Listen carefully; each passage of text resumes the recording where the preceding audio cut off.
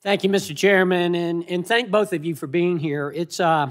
I know that this hearing is supposed to be for pipeline reliability, but it's not often that we get the chairman of FERC as well as the number 2 man at Department of Energy in front of us. So instead of discussing the creation of a new level of bureaucracy for pipelines, we should be fighting the current energy crisis. Gentlemen, I want to read from the Department of Energy's website. The mission of the Energy Department is to ensure America's security and prosperity by addressing its energy, environmental, and nuclear challenges through transformative science and technology solutions.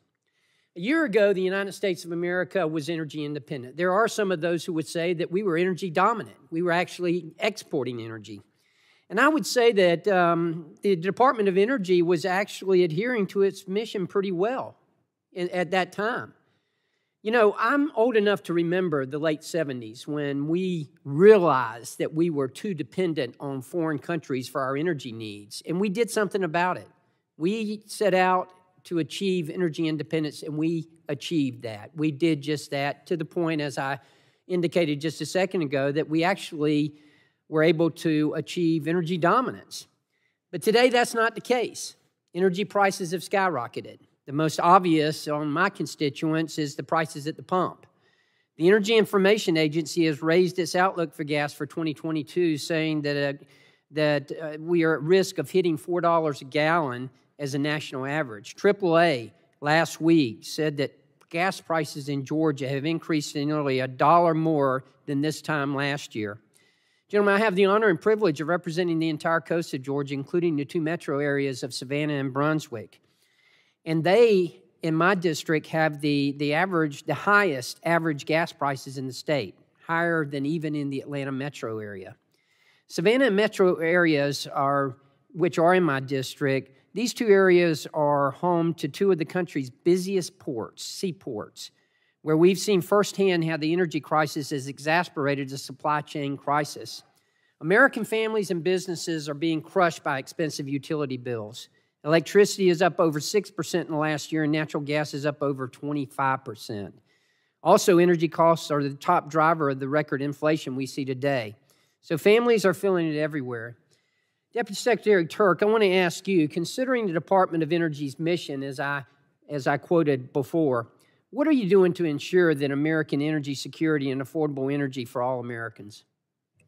So thank you for the question, and I have to say I feel incredibly proud to be part of this Department of Energy and this administration.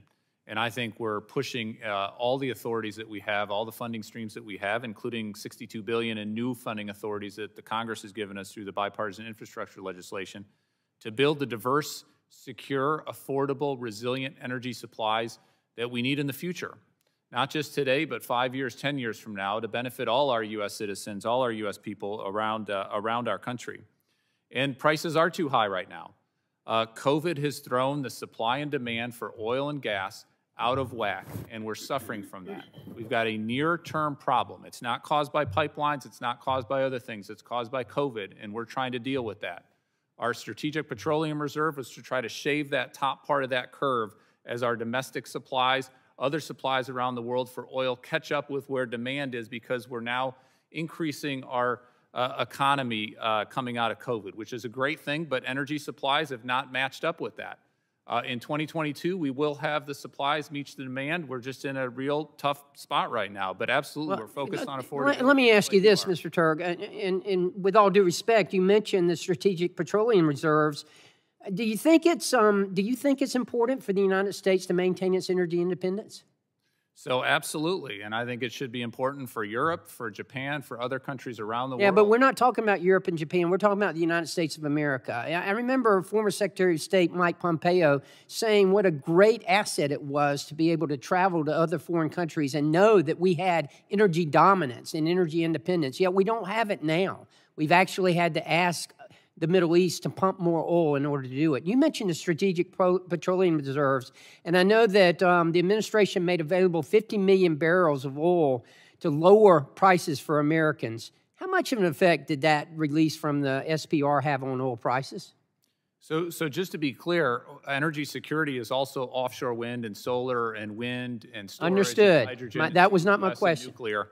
On the SPR piece of it, what we designed was a carefully set a sale and an exchange tied together for the particular moment in time we are with the supply and demand disruption. On the exchange part, what we designed that to do is shave off that top part of the curve, provide some affordability, provide some additional affordability protection for American consumers who are paying too much at the pump. Completely agree with you on that. And the exchange means that oil and gas companies actually return more product into the SPRO on the back end of this. So it's good for the SPRO, good for consumers. Obviously, it's a huge oil economy and a huge oil market out there, and there's a lot of forces outside of our immediate control. But we're doing everything we can to promote affordability. Is that what the SPR was intended for, was to bring down prices like this?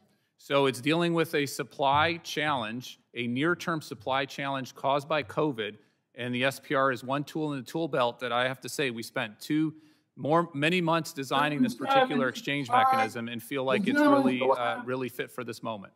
Thank you. And my time has expired, and I'll yield back.